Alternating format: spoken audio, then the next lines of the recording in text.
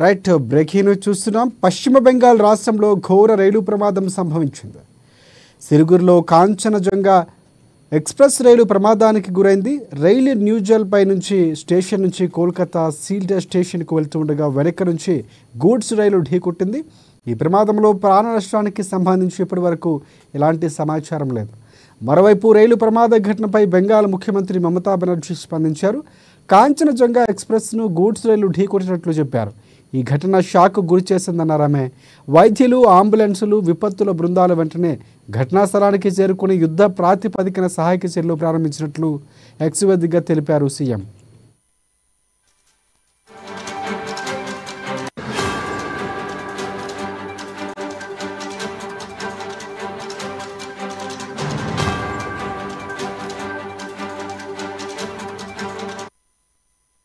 Right breaking చూస్తున్నాం. పశ్చిమ బెంగాల్ రాష్ట్రంలో ఘోర రైలు ప్రమాదం సంభవించింది.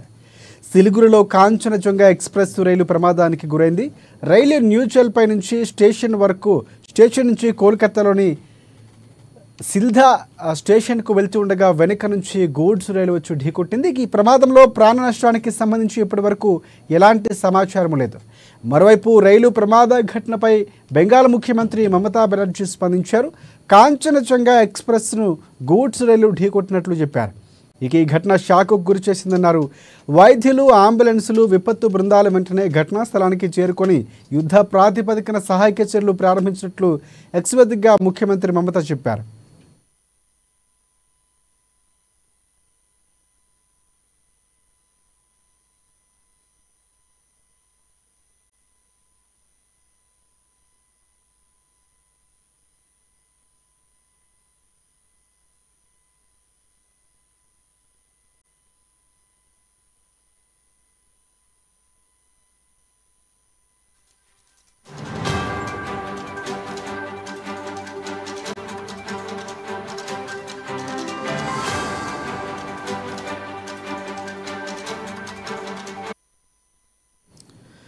రెడ్ బ్రేకింగ్ చూస్తున్నాం. పశ్చిమ బెంగాల్ రాష్ట్రంలో ఘోర రైలు ప్రమాదం సంభవించింది. సిలిగురిలో కాంచనజంగా ఎక్స్ప్రెస్ రైలు ప్రమాదానికి గురైంది. రైలు న్యూజల్పై నుంచి స్టేషన్ గురి కోల్కతాలోని సీల్డా స్టేషన్కు వెళ్తుండగా వెనక నుంచి గూడ్స్ రైలు ఢీకొట్టింది. ఈ ప్రమాదంలో ప్రాణ నష్టానికి సంబంధించి ఇప్పటి వరకు ఎలాంటి సమాచారం లేదు. మరోవైపు రైలు ప్రమాద ఘటనపై బెంగళూరు ముఖ్యమంత్రి మమతా బెనర్జీ స్పందించారు. కాంచనజంగా ఎక్స్ప్రెస్ను గూడ్స్ రైలు ఢీకొట్టినట్లు చెప్పారు ఆమె.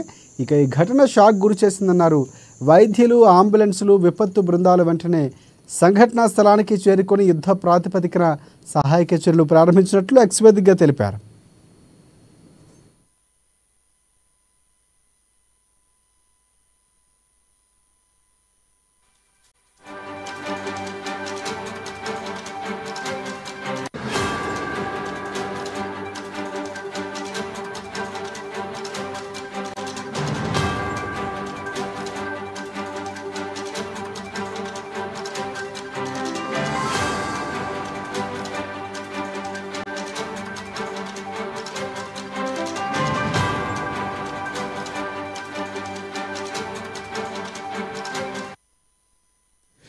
రైట్ బ్రేకింగ్ చూస్తున్నాం. పశ్చిమ బెంగాల్ రాష్ట్రంలో ఘోర రైలు ప్రమాదం సంభవించింది. సిలిగురిలో కాంచనజంగా ఎక్స్ప్రెస్ రైలు ప్రమాదానికి గురైంది.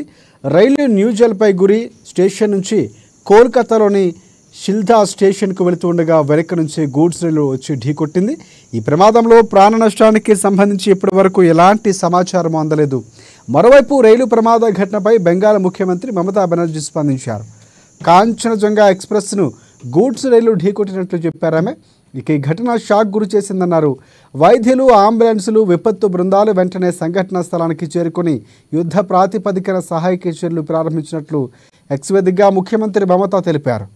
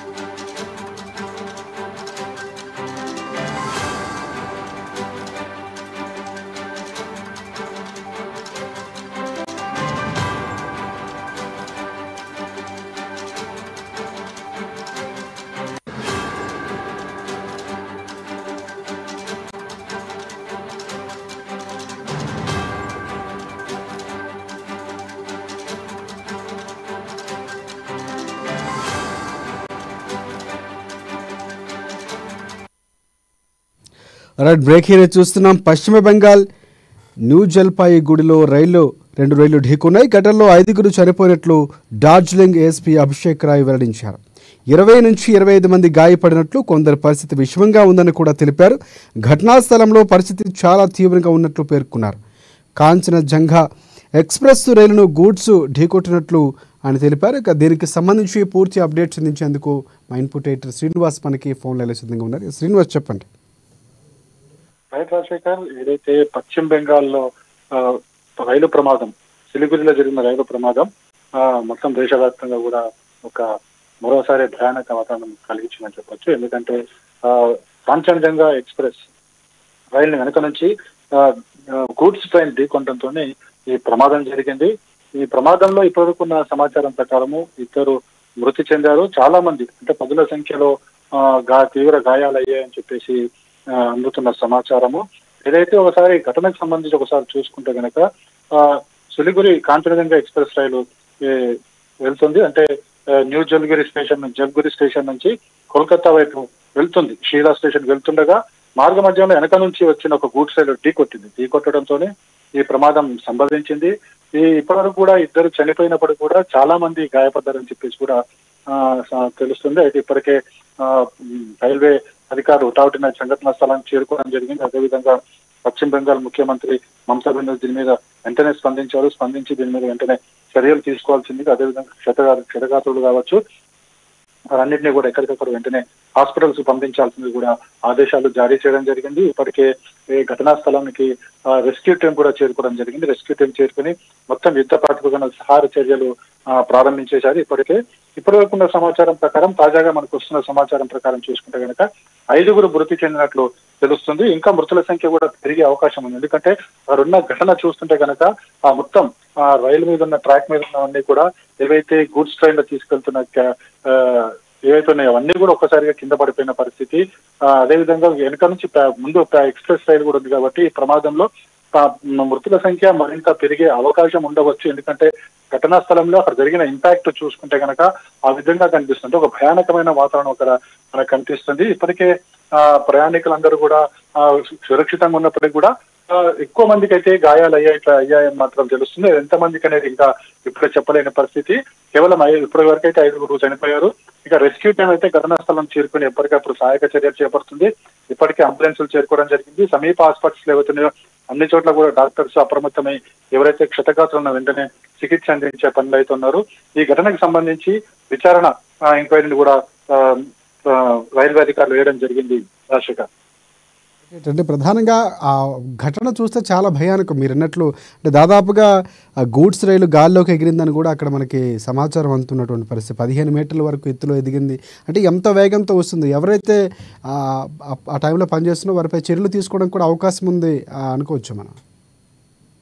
ఖచ్చితంగా అసలు ప్రమాదం ఎలా జరిగింది అనేది కూడా చూడాల్సి ఉంది. ఎందుకంటే అక్కడ సిగ్నలింగ్ వ్యవస్థలో ఫెయిల్యూరా, లేకపోతే ట్రైన్ కి సంబంధించి అక్కడ ఏమైనా సాంకేతిక లోపాలు ఏమైనా తలెత్తాయనేది కూడా ఇప్పుడు విచారణలో తేలుతుంది. ఎందుకంటే ఒకే లైన్ లో వెనక నుంచి ముందు నుంచి ఎక్స్ప్రెస్ రైలు వెళ్తున్నప్పుడు వెనక నుంచి వచ్చిన గూడ్స్ ట్రైన్ అంత వేగంగా వచ్చి ఎలా ఢీకొనింది, అసలు సిగ్నలింగ్ వ్యవస్థ పనిచేస్తుందా లేదా, సిగ్నలింగ్ వ్యవస్థ పనిచేస్తుంటే ఎందుకు ఆ గూడ్స్ ట్రైన్ ని అదే సేమ్ లైన్ లో ఎందుకు ఆపలేదు, లేకుంటే ట్రాక్ ఎందుకు మార్చలేదు, ఇవన్నీ కూడా సాంకేతిక పరమైన అంశాలు. ఈ సాంకేతిక పరమైన అంశాలన్నీ కూడా తేలాలంటే ఖచ్చితంగా విచారణ జరపాలి. విచారణ జరిపిన తర్వాతనే తెలుస్తుంది. ఎందుకంటే మనం చూస్తున్నాం భయానకమైన అక్కడ ఘటన ఏ విధంగా ఉంది. గూడ్స్ ట్రైన్ కి సంబంధించి అన్ని కూడా క్యాబిన్స్ అన్ని కూడా ఒకదాని మీద ఒకటి ఎగిరిపడము, గాల్లో ఎగిరి కింద పడటము, లాంటివన్నీ కూడా చూసుకుంటే కనుక దీనికి కారణం ఏంటి, అసలు వెనక నుంచి గూడ్స్ ట్రైన్ రావడానికి అక్కడ సిగ్నలింగ్ వ్యవస్థ ఎందుకు ఆ సేమ్ ట్రాక్ లో ట్రైన్ వెళ్తున్నప్పుడు అదే ట్రాక్ మీద ఈ గూడ్స్ ట్రైన్ ఎలా అనుమతిచ్చారా, లేకపోతే సిగ్నల్ వేస్తే సిగ్నల్ పడలేదా, లేకపోతే ఇంకా సాంకేతిక కారణాలు ఏమైనా ఉన్నాయా, ఇవన్నిటి మీద కూడా ఏంటి ఈ ప్రమాదానికి కారణాలు ఏంటనేది మాకు తెలుసుకోవాలంటే మాత్రం ఖచ్చితంగా విచారణ జరిపితేనే ఇవన్నీ కూడా బయటకు వస్తాయి. అందుకోసమే రైల్వే ఉన్నతాధికారులు కూడా ఇప్పటికే ఘటనా స్థలానికి చేరుకోవడం జరిగింది. అక్కడ విచారణను కూడా ప్రారంభించడం జరిగింది. Rajasekhar, right. Thanks for updates Srinivas. ఇక యుద్ధ ప్రాతిపదికన సహాయ చర్యలు చేయండి అంటూ కూడా రైలు ప్రమాదంపై రైల్వే మంత్రి అశ్విని వైష్ణవ్ కూడా స్పందించినట్లు మనకు సమాచారం అందుతుంది. పశ్చిమ బెంగాల్లోని డార్జిలింగ్ జిల్లాలో న్యూ జల్పాయిగూడి రైలు ప్రమాదంపై రైల్వే మంత్రి స్పందించారు అశ్విని వైష్ణవ్. అలాగే ఎన్డీఆర్ఎఫ్ ఎన్ఎఫ్ఆర్ జోన్లో జరిగిన ఘోర ప్రమాదం సంబంధించి యుద్ధ ప్రాతిపదికన సహాయక చర్యలు కొనసాగుతున్నాయని రైల్వే, ఎన్డీఆర్ఎఫ్ అలాగే ఎస్డీఆర్ఎఫ్ సమన్వయంతో పనిచేస్తున్నారని కూడా చెప్పినటువంటి పరిస్థితి కనిపిస్తుంది. క్షతగాత్రుల్లో ఆసుపత్రికి తరలిస్తున్నారు. ఉన్నతాధికారులు ఘటనా స్థలానికి చేరుకున్నటువంటి పరిస్థితి కనిపిస్తుంది. ఎక్స్లో ఆయన పోస్ట్ చేశారు. అయితే ప్రమాదకర దృశ్యాలు మాత్రం చాలా భయానకరంగా ఉన్నాయని ఇప్పుడు సోషల్ మీడియాలో హల్చల్ అవుతున్నటువంటి పరిస్థితి కనిపిస్తుంది. గూడ్స్ రైలు గాల్లోకి ఎగరటం, 15 మీటర్ల వరకు వెళ్ళినటువంటి పరిస్థితి, హైట్కి అది కనిపిస్తున్నటువంటి పరిస్థితి కనిపిస్తుంది. సో ఎందుకు సిగ్నల్ వ్యవస్థ సరిగ్గా పనిచేయలేదా, వరుస ఘటనలు జరుగుతున్నటువంటి పరిస్థితి, దీనికి సంబంధించి పూర్తిగా దర్యాప్తు జరిగించే అవకాశం కూడా కనిపిస్తుంది. ఇప్పటివరకు అయితే మాత్రం 5గురు చనిపోయినట్లు, 20 నుంచి 25 మంది గాయపడినట్లు కూడా మనకి సమాచారం అవుతుంది. ఎన్డీఆర్ఎఫ్ బృందాలు ఇప్పటికే సహాయక చర్యలు చేపట్టాయి. క్షతగాత్రులు తీవ్రంగా పరిస్థితులు ఉన్నటువంటి వారిని ఆసుపత్రికి తరలిస్తున్నటువంటి పరిస్థితి కూడా కనిపిస్తుంది.